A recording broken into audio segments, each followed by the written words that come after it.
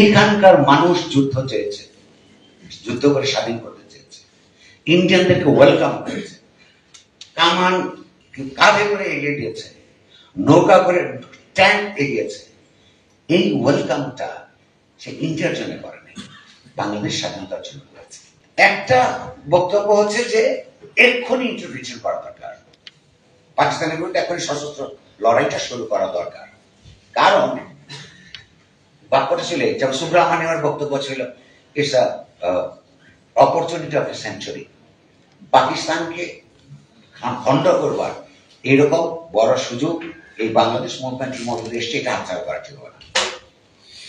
এটা আর এটা একটা এক্সট্রিম বক্তব্য যে এক্ষুনি, সেই জন্য এক্ষুনি আগামীকালই হচ্ছে যুদ্ধ শুরু করা দরকার। দ্বিতীয়টা ছিল এই পাকিস্তানকে ভাঙা ঠিক হবে না, কারণ এই যে পাকিস্তান মুসলিম মেজরিটি, এই এক পাকিস্তান নিয়ে আমরা ঝামেলা আছি। এন্ড অফ দি ডে দুই দিকে দুইটা পাকিস্তান তৈরি হবে। 3 নম্বরটা পজিশনটা ইন্দিরা গান্ধী নিয়েছিলেন, সেটা হচ্ছে যে এই যুদ্ধটা তারাই করবে, আমরা একটা অফিসিয়াল দায়িত্ব নিব না, আমরা পেছন থেকে সহযোগিতা করব। এই 3টা প্রপোজিশন তৈরি হয়েছিল, লাস্ট একটা ইন্দিরা গভর্নমেন্ট নিয়েছিলেন এবং আমাদেরকে সহযোগিতা নিশ্চয় করেছেন। প্রশ্ন হচ্ছে যে একটা এটা কি mainstream historians both in Pakistan and India তা কি বলে যে এটা পাক ভারত যুদ্ধ হয়েছিল এবং তার মধ্যে দিয়ে বাংলাদেশ স্বাধীন হয়েছে। অফিসিয়াল যুদ্ধটা 3রা ডিসেম্বর শুরু হয়। একটা মজার ব্যাপার হলো, নেপালের এক ইন্টালেকচুয়াল ওই ডিসেম্বর মাসে 8 দিন কি 9 দিন আগে, আমার কাছে তারিখ আছে, আমার বইয়ের মধ্যে আছে, একটা প্রেডিকশন দিয়েছিল যে পাকিস্তানকে সপ্তাহ খানেকের মধ্যে ভারতের বিরুদ্ধে যুদ্ধ ঘোষণা করা ছাড়া তার পথ নাই। কেন নাই? যে তার সে মুক্তি বাহিনীর কাছে পরাজিত হবে। মুক্তি বাহিনীর কাছে যদি পরাজিত হয়, এই জেনারেলরা পাকিস্তানের মাটিতে পাকিস্তানের পাবলিকের কাছে জবাব দিতে পারবে না। তাদেরকে দেখাইতে হবে যে তারা বৃহত্তর শক্তির সঙ্গে যুদ্ধ করে জিতেছে। যে নন মার্শাল রেস বলে যে বদনাম ব্রিটিশরা এবং পরে ইন্ডিয়ান পাকিস্তানরা দিয়েছে, সেই এই মুক্তি গেরিলাদের হাতে তাদের এই পতনটা তাদেরকে অফিসিয়ালি মেনে নেওয়া সম্ভব না। 3 তারিখে তারা আক্রমণ করলো, তারপরে 13 দিন, ওকে, 13 দিনে পাকিস্তানের ডিফিট হলো। প্রশ্নটা হচ্ছে 13 দিন আগ পর্যন্ত আপনি 72 সালের জানুয়ারি ফেব্রুয়ারিতে আমাদের সেক্টর কমান্ডারদের একটা সিরিজ অফ ইন্টারভিউ ছাপা হয়েছিল তখনকার দৈনিক বাংলায়। কেউ কেউ বলছেন যে আমরা, যেমন খালেদ মুশাররফের বক্তব্য হচ্ছে যে we have just finished the job, they মানে Indians have jumped in। মানে খালেদ মুশাররফকে তো আর যাই হোক পাকিস্তান পন্থী জেনারেল বলে না, but he is on the what to have said this, okay। প্রশ্নটা হচ্ছে যে 13 দিনের যুদ্ধে ইন্ডিয়া আমাদেরকে করেছে। আচ্ছা, আমাদের কৃতজ্ঞতার কোথায় জায়গা আছে আমি বলছি, আসছি। এই যুদ্ধে এই ফ্রন্টে 1012 জন সোলজার জীবন দিয়েছে, ইন্ডিয়ান সোলজার। আচ্ছা, শ্রীলঙ্কায় ইন্ডিয়ান মিলিটারি 3 বছর ছিল তামিল আর সিনহলিসদের লড়াইয়ের মধ্যে। 3 বছর। প্রথমে তারা তামিলদেরকে, এই যে বাংলাদেশ মডেল মনে করেছে যে এটা সবাই পারে, তামিলদেরকে ট্রেনিং দিল, তামিলদের পক্ষে ইন্ডিয়ার আর্মি ইন্টারভেনশন হইল। তার পরে আরো সমস্যা জটিল হইল। ইন্ডিয়া তার ফরেন পলিসি বদলালো টুয়ার্ডস শ্রীলঙ্কা।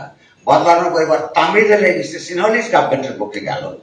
3 বছর সেখানে হাজার হাজার সোলজার তাদের এখানে থাকলো। 3 বছর পর এখানে 100 সোলজার বেশি মরেছিল আমাদের এই অঞ্চলে, মানে পূর্ব ফ্রন্টে 1012 জন আর এখানে 1112 জন। এগুলো সব ইন্ডিয়ান ফিগার। 12 জন মৃত্যুর পর মাথা নিচু করে ওইখান থেকে ফেরত আসছিল।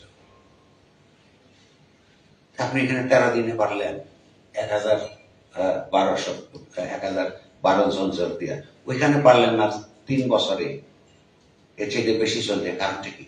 যুদ্ধ is all together different calculations, all together different war terms, different chemistry. এটা ভিয়েতনাম ওয়ারে প্রমাণিত হয়েছিল যে এই যে কনভেনশনাল ওয়ার এনিমির পক্ষে 1:3 থাকতে হয়।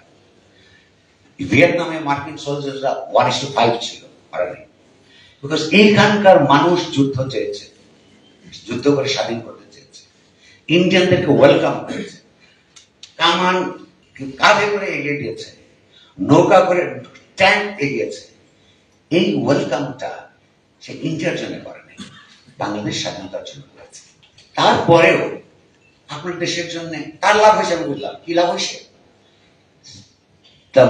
16 ডিসেম্বরের ওই সিগনেচারের সঙ্গে সঙ্গে দক্ষিণ এশিয়ায় ভারত সবচেয়ে শক্তিমান রাষ্ট্র হিসেবে আবির্ভূত হয়েছে, বাংলাদেশ স্বাধীন হয়েছে।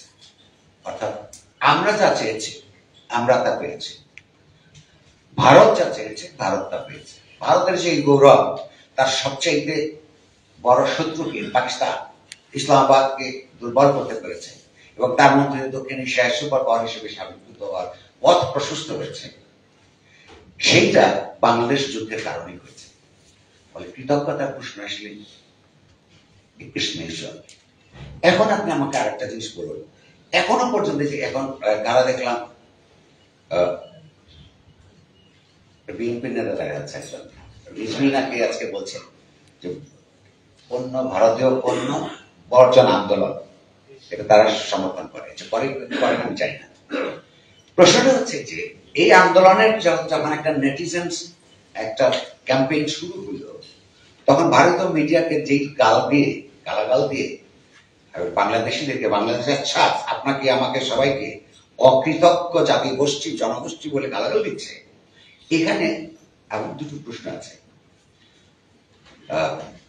সেটা হচ্ছে যে আমি প্রথম প্রামিস হচ্ছে আমার যে কৃতজ্ঞতা প্রশ্ন থাকে এটা দিবাকে, কারণ সে নিজে ক্যালকুলেশন করে বের করেছে যে কোনটা করলে তার ভালো হয়, যে তারটা করেছে এবং তার যেটা ভালো হয় ভারতীয় রাষ্ট্র তৎকালীন শাসক শ্রেণীর সরকার সে অনুযায়ী তারা বিজয় লাভ করেছে, আমরা আমাদের স্বাধীনতা পেয়েছি। আমাদের দুইটা স্বার্থ কনভার্স করেছিল, যার যার হিসাব নিকাশ শেষ। তারপরও তো কৃতজ্ঞতা ব্যাপার, আমাদের 1 কোটি মানুষ, 1 কোটি মানুষকে তো আশ্রয় দিয়েছে। আচ্ছা, এখন আমাকে বলুন, কৃতজ্ঞতার কথা একটা জেনারেল কৃতজ্ঞতা আছে আমাদের, একটা দেশ আমাদেরকে সহযোগিতা করছে, কিন্তু এখানে অন্যদের তো বিশেষ কৃতজ্ঞতা থাকবার কথা। আওয়ামী লীগের আপনারা রাগ করেন কেন? আওয়ামী লীগের কেন বিশেষ কৃতজ্ঞতা থাকবার কথা? বাংলাদেশের স্বাধীনতা যুদ্ধটা আগের রাজনীতিরা যাই থাকুক না কেন, ওই কয়েকটা রাজাকার ছাড়া বাংলাদেশের সমস্ত দলগুলি রাজনীতির মুক্তিযুদ্ধে অংশগ্রহণ করেছে। আজকের তরুণরা এখন বামপন্থার কথা বলে খালি সাকির কথাই দেখা যায়, সাকিকে দেখলাম, জোনায়েদ সাকি, হ্যাঁ, মার্জিনালাইজ বাম রাজনীতি। এখন 71 সালের বামপন্থী সংগঠনগুলোর কিন্তু অনেক প্রভাব ছিল, আজকের মতো মার্জিনালাইজ ছিল না। এই যে নিউ লিবারালিজম, আপনার fall of Soviet Union, Chinese way of red capitalism, এইগুলোর নানান কারণে এবং অবশ্যই এখানকার বামপন্থীদের অন্তর্গত দুর্বলতার কারণে যে মার্জিনালাইজ পজিশন এখন আছে, এটা নতুন করে উত্থানের চেষ্টা হচ্ছে। কিন্তু সেদিন তো এরকম ছিল না। আওয়ামী লীগের বিশেষ কৃতজ্ঞতার কারণ হচ্ছে তারা যখন যুদ্ধ করতে যান, তাজউদ্দিন বিশেষত, ওইখানে যখন একটা গভর্নমেন্ট ফর্ম হয়, আওয়ামী লীগের ভিতরে গুনে গুনে 4টা গ্রুপ হয়েছিল। এই 4 গ্রুপের 3 রকমের প্রপোজিশন ছিল। এক গ্রুপ কিছুদিন পরে টায়ার্ড হচ্ছে, এই মোস্তাক গ্রুপ, তারা কনফেডারেশন করতে চায়। আরেক গ্রুপ প্রধানমন্ত্রী কি হবে, তাজউদ্দিন হওয়া ঠিক, হওয়া উচিত না, তারা এইটা নিয়ে আরেক দল। আরেক দল হচ্ছে যে সরকারি গঠন করার দরকার নাই, একটা কমান্ড কাউন্সিল করা হোক। এই যে তারা, আর বামপন্থীরা তারা তাদের মতন করে যুদ্ধ করতে চায়।